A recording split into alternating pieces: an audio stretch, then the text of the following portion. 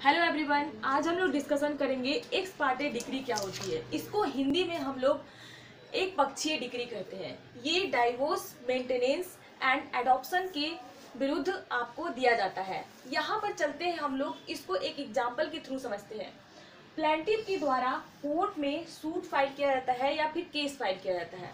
Okay, तो यहाँ पर कोर्ट जो है डिफेंडेंट को समन भेजता है कि हाँ भाई, आप जो है इस डेट को इस समय में आप उपस्थित होंगे कोर्ट में। लेकिन डिफेंडेंट जो है समन को इग्नोर करता है। ओके, समन को इग्नोर करता है और जो है कोर्ट जो है एक जो डेट डिसाइड करती है उस डेट को कोर्ट में पहुंचता नहीं है। डिफेंडेंट जो है कोर्ट में पहुंचता नहीं है। अब क्या करेगी कोर्ट? कोर्ट देखेगी कि भाई डिफेंडेंट को इतना बुलाया गया लेकिन जो है कोर्ट में पहुंचा नहीं। तो यहाँ पर आप समझ सकते हो कि कोर्ट क्या सोचेगी कि वह जो है अपने केस के प्रति जो है एक तरीके से कहा जाए कि केस के प्रति अच्छे तरीके से लापरवाह है। आप कह सकते हैं कि वो सोचने समझने की क्षमता को खो चुका है। अब हम चलते हैं कि जैसे कि इसको कहाँ डिफाइन किया गया है x Partey decree. X Partey decree को ऑर्डर नंबर सीपीसी के ऑर्डर नंबर 9 के रूल नंबर 13 में इसको कैसे हम लोग सेट असाइड करा सकते हैं, इसके बारे में डिफाइन किया गया है। अब हम लोग समझ लिए कि एक्स पार्टे डिक्री क्या होती है। अब हम लोग समझते हैं कि जैसे किसी भी, अब यहाँ पर जैसे क्वेश्चन पूछता है कि किसके विरुद्ध एक्स पार्टे डिक्री जो है डिसाइड की जाती है या फिर डिक्री दी जाती है। तो क्वेश्चन अगर पूछता है तो आप जो है इसका आंसर लिखेंगे डिफेंडेंट के विरुद्ध। डिफेंडेंट के अगेंस्ट जो है कोर्ट द्वारा एक्स पार्टे डिक्री दी जाती है। एक्स पार्टे डिक्री जो है डिक्री भी हो सकती है एंड ऑर्डर भी हो सकता है। ओके, यहाँ क्लियर है। अब चलते हैं कि रूल नंबर 13 में दो ऐसे रेमेडीज दिए हुए हैं कि जो क्या करते हैं, remedies available against x Partey decree. तो यहाँ पर कैसे हम लोग एक्स पार्टे कैसे हम लोग सेट असाइड करा सकते हैं। पहला तो है अपील एंड दूसरा है application to set aside the order. Appeal आखिर कैसे होती है? जो हमारे Hindu marriage act 1955 Hindu marriage act 1955 के सेक्शन 28 में फैमिली कोर्ट द्वारा अगर कोई भी एक्स पार्टे डिक्री दी जाती है तो उसको जो है हाई कोर्ट में हम लोग अपील कर सकते हैं। क्या कर सकते हैं? अपील हम लोग कर सकते हैं एक्स पार्टे डिक्री के अगेंस्ट। अब यहाँ पर चलते हैं कि अब कितने दिन के अंदर, ऐसा नहीं कि आप जो है एक्स पार्टे डिक्री जो है कोर्ट के द्वारा दे दिया गया और आप सो गए। तो यहाँ पर एक मिनिमम डेज डिसाइड की गई है, 13 डेज। कितना? 30 डेज। 30 डेज के अंदर ही डिपेंडेंट को जाके कोर्ट में कहना पड़ेगा या फिर अपील करना पड़ेगा या फिर फाइल करना पड़ेगा कि भाई एक्स पार्टे डिक्री जो है सेट असाइड कर दीजिए। अब यहाँ पर चलते हैं, सेकंड जो पॉइंट है, file application to set aside the order.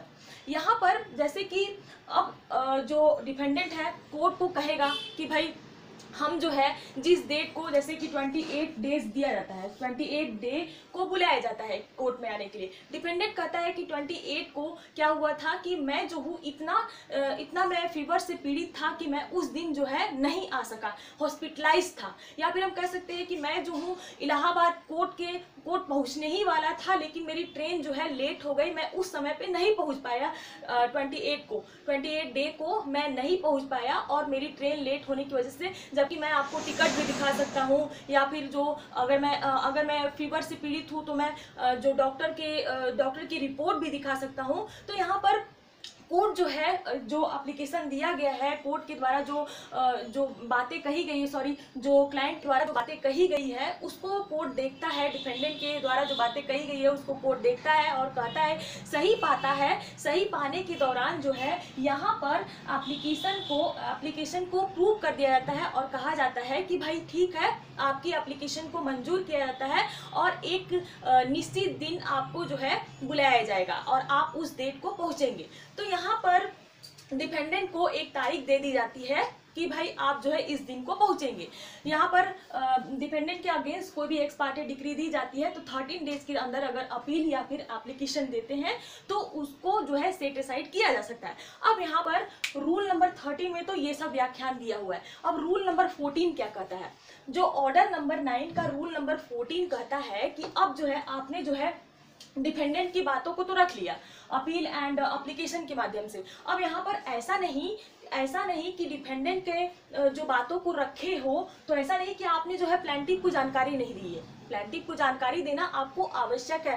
Plaintiff को जानकारी इसीलिए देना आवश्यक है क्योंकि प्लेंटिफ के द्वारा जो है वाद दायर किया जाता है, कोर्ट में केस फाइल किया जाता है, सूट फाइल किया जाता है। तो यहाँ पर प्लेंटिफ को जो है जानकारी देना जरूरी है कि हाँ भाई, आप जो डिफेंडेंट है उसके जो भी एक्स पार्टे डिग्री है उसको हम लोग सेट असाइड कर रहे हैं। यहाँ पर जो 2 पॉइंट दिया है, remedies available against x Partey degree, इसको जो है केस बताया गया है। केस आप नोट आउट कर लेंगे क्योंकि कोई भी एग्जाम में पूछ सकता है, या फिर अगर आप एक्स पार्टे डिग्री को सेट असाइड कराने जा रहे हैं, अपास कराने जा रहे हैं, तो इस केस के माध्यम से आप जो है सेट असाइड करा सकते हैं। पहला हो जाता है, केस आपका है भानु कुमार जैन वर्सेस अर्चना कुमार AIR 2005 SC 626 के अंतर्गत जो है आप जो है एक्स पार्टी डिग्री को सेट असाइड करा सकते हैं।